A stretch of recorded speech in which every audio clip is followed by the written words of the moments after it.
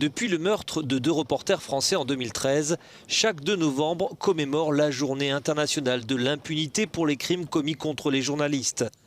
Une initiative portée par les Nations Unies qui est loin d'avoir encore réglé le problème.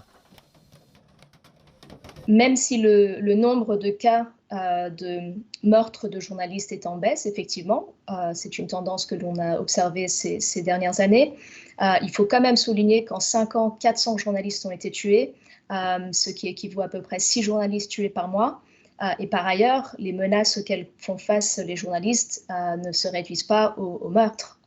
Les journalistes doivent également faire face au quotidien à des menaces, à des formes de harcèlement hors ligne et en ligne, à des emprisonnements, à des enlèvements, à toute une série de menaces qui, elles, pour le coup, ne sont pas du tout en baisse.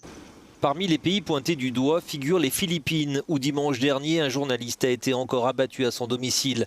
L'archipel d'Asie du Sud-Est est classé parmi les plus dangereux au monde pour les reporters. Et il n'est pas le seul, malheureusement, à traquer les médias.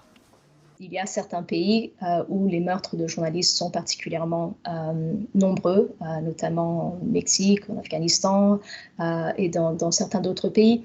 Mais ce sont également des pays, notamment le Mexique, où des mesures ont été prises pour lutter contre l'impunité, notamment par le biais de mise en place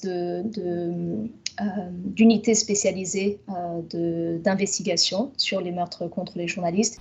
Selon les Nations Unies, sur les 400 crimes commis contre les journalistes entre 2016 et 2020, 87% sont restés encore à ce jour impunis.